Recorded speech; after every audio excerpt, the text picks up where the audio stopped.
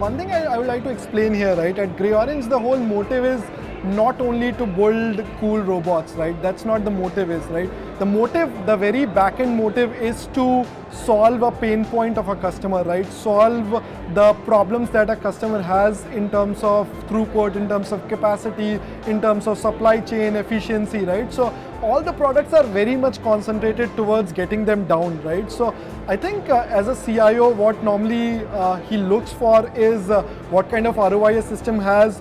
Deployment time is again a very important thing that we have taken care of, because the market is very volatile, the peaks are very, very high, right? So like for our sortation system, the deployment time has gone to 6 weeks, right? And which is very unheard in the industry, that today you give an order, 6 weeks later you have a system running at your warehouse, right? For Butler systems, we are looking at establishing the complete warehouse in 2 months, right? So these kind of things are basically very directed towards getting the whole output right, rather than just making cool machines or just making machines which kind of solve minor problems. But the whole thought process has been directed in a way so that decision maker can clearly look at numbers, clearly look at what kind of efficiencies the system provide, and hence take a decision.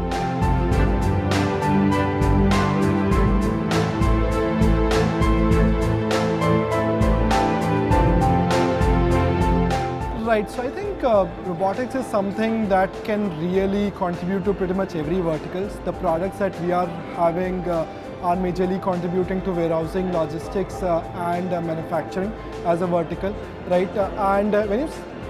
When you see as a robotics, basically it's a combination of mechanical, electronics, computer science, and chemical coming together, right? So pretty much every industry, right, needs one of these fields, right? So when you combine these fields intelligently into something, one single device or one single automation, then it is pretty much required by everyone, right? Whether it is medical, whether it is manufacturing, pretty much everyone requires robotics.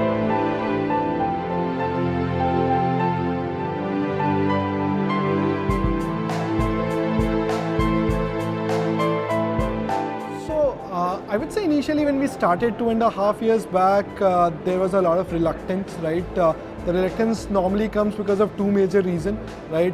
One is majorly because people are not aware about it, hence they are afraid to do it.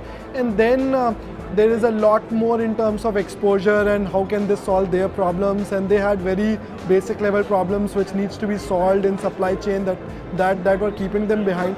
But while we have done a lot of educational things and talking to a lot of people, trying to understand what their problems are, what their pain points are, so now there's a lot more acceptance.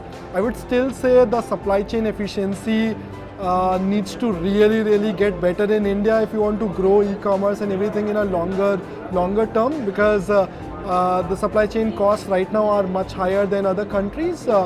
E-commerce also entered in their countries much earlier, so they have matured. We are on our way, but I'm sure there's a hell lot to be done to kind of get to the point where other countries' supply chain is.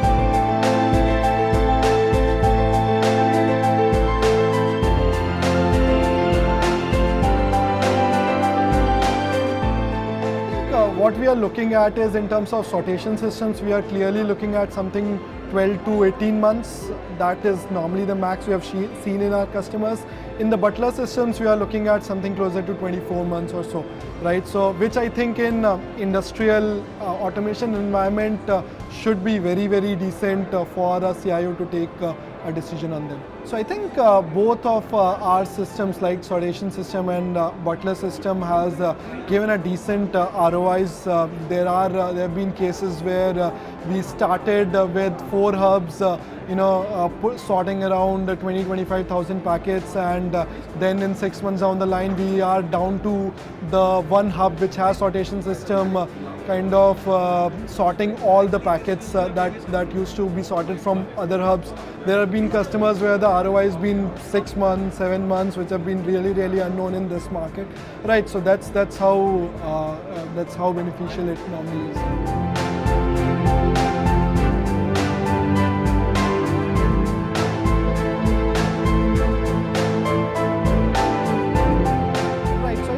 one very important differentiation is that we are not really trying to build robotic cool machines, right? We are trying to build products which are very directed towards the pain points of the customer, which are very directed towards improving the processes, what are the real problems, solving them.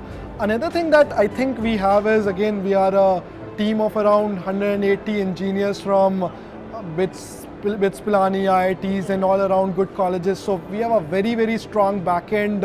We do everything end to end in-house, right? So starting from mechanical design to the software, electronics, UI, UX. So we have a very, very strong hold about the product. We can do pretty much anything that is required to solve a customer's problem, right? So I think that's been one of the very big differentiator, having the complete tech inside us building the products.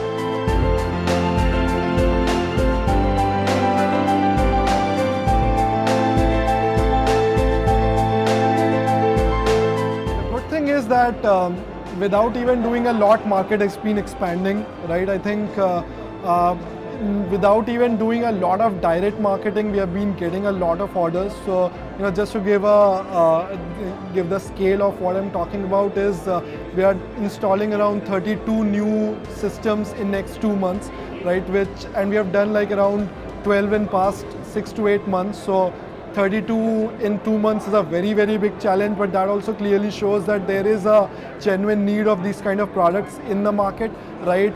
So while the e-commerce is scaling, I think, so while our systems interact with every packet, right? So the growth of the whole market and as well as growth of our systems is very well connected to the number of shipments a e-commerce or a manufacturing division has, right? So if we concentrate only on e-commerce at this point of time, then the number of packets in e-commerce get to at least 8x, 10x every year. So I think we are looking at that kind of growth, right? We have also started now installing systems in Southeast Asia, right? So we are coming up one in Indonesia, we are coming up one in Singapore, we are looking to do one in Thailand, we have already done few installations in Hong Kong, we are looking at Dubai. So I think it's gonna be, the strategy is kind of in a way that you can go more deeper in India while you can serve more and more customers and go wider in Southeast Asia. So yeah, we are building up an international team that can, so you already have a sales team which is international and which kind of contains people from different geographies, from Singapore, Thailand, Hong Kong, who are who are helping us in setting up our offices there and our deployment teams there. So yeah, that's where what we are looking at.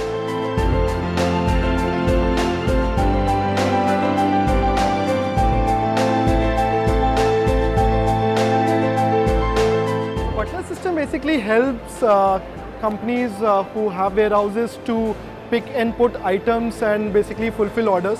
So what happens in the process basically is whenever an item is ordered on a website, order comes to the butler system.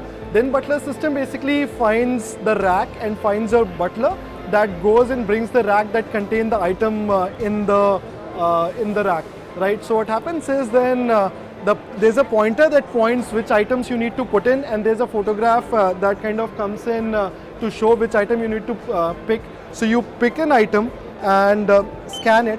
As soon as you scan it, you can see there's a light that kind of comes up which tells you which order does this item belongs to. So you keep that item in that place, press a button. It will tell you that okay, now the order is complete, right? Then it will again ask you to pick up another items to fulfill different orders. So this time it is pointing into a juice thing and it kind of shows that I need to pick it from here. So I again scan the item. It again shows me that okay, this is a new order and I need to keep it here. Once I press the button, it knows that okay, I've kept it. Once you have picked everything from the MSU, then you can press the release MSU button. And on doing that, the butler goes back and keeps the rack into one of the locations in the warehouse. So yeah, that's how the fulfillment process takes place.